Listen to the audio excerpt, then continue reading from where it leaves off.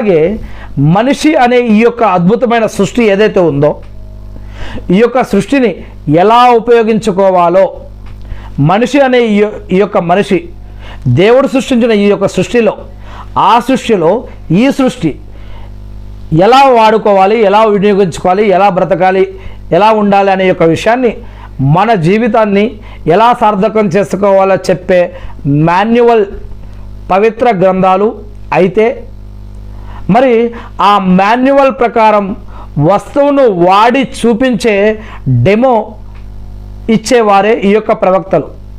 క్లియర్గా అర్థమైందని అనుకుంటున్నాను. మరి ఇలా చూసుకున్నట్లయితే కనుక ఖురాన్లో 25 మంది కంటే ఎక్కువ ప్రవక్తల గురించి చెప్పడం జరిగింది. ఇంకా అనేక గ్రంథాలలో, చారిత్రక గ్రంథాలలో మరి 1,24,000 మందికి కంటే పైగానే ప్రవక్తలు ఎన్నుకోబడ్డారని కూడా చెప్పడం జరుగుతుంది. ఇక ఇంకో విషయం ఏమిటంటే ప్రతి మనిషికి తనదైన సత్యం ఉంటుంది. ఒకరికి సరైనది అనిపిస్తుంది, ఒకరికి అది తప్పుగా అనిపిస్తుంది. ప్రవక్తలు కనుక లేకపోతే సమాజంలో నైతిక విలువలు పట్ల ఏకాభిప్రాయం అనేది ఉండదు. ప్రవక్తలు అల్లా తరపున ఒక ఖచ్చితమైన కొలమానాన్ని తీసుకొస్తారు. దీని ద్వారా ఏది శాశ్వత సత్యమో ఏది తాత్కాలిక మరి భ్రమనో స్పష్టమవుతుంది. ఖురాన్లో 2వ అధ్యాయం 256వ వాక్యం చూడండి. అల్లాహ్ సుబ్హానహు వ తఆలా తెలియజేస్తున్నాడు, ఇప్పుడు సత్యమేదో అసత్యమేదో, మంచేదో చెడేదో, పాపమేదో పుణ్యమేదో, అపమార్గమేదో సన్మార్గమేదో ప్రస్ఫుటమైపోయింది, తేలిపోయింది. ఎవరైతే అపమార్గాన్ని వదిలిపెట్టి సన్మార్గాన్ని పొందుతారో వారు దృఢమైన కడియాన్ని పట్టుకున్నవారు, వారు ఇక ఎన్నటికీ అంటే వారు ఇహలోకంలో కానీ పరలోకంలో కానీ వారు నాశనం అవ్వరు, వారు విజయవంతులు అవుతారు అని.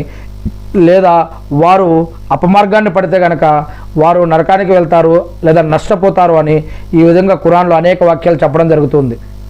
మరి ఇలాంటి జ్ఞానాన్ని దేవుడు మరి మంచేదో చెడేదో, పాపమేదో పుణ్యమేదో, హరామేదో హలాలేదో మన మనసుతో అనుకున్నవి అవి మంచి అనుకుంటాం, కొన్నిసార్లు అవి పాపం కావచ్చు. కొన్నిసార్లు మనం కొన్ని విషయాలు పుణ్యం అనుకుంటాం, అవి పాపం కావచ్చు. కొన్ని విషయాలు పాపం అనుకుంటాం, అవి పుణ్యం కావచ్చు, చెప్పలేం. అందుకే దేనిని పుణ్యం అంటారు, దేనిని పాపం అంటారు, దేనిని మంచి అంటారు, దేనిని చెడు అంటారు అనేది దేవుడు గ్రంథాల ద్వారా ప్రవక్తల ద్వారా మనకి నేర్పాడు అని ఇక్కడ తెలియజేయడం జరుగుతూ ఉంది. ఇక ఇంకొక విషయం ఏమిటంటే మనం కళ్ళతో చూడలేని ఎన్నో వాస్తవాలు ఈ యొక్క సృష్టిలో ఉన్నాయి. ఉదాహరణకి మలాయికత్ అంటే దైవదూతలు.